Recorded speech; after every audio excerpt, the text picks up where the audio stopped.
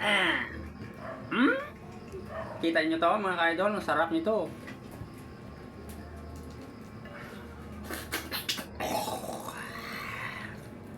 Wow, yummy.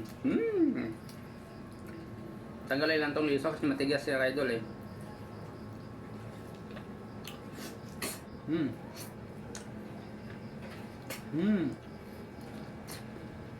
Galing ako ng Lilo.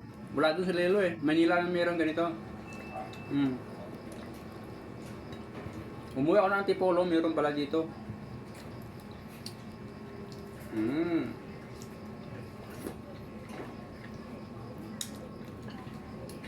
Sarap. Talagang kan. Daming vitamins mga idol.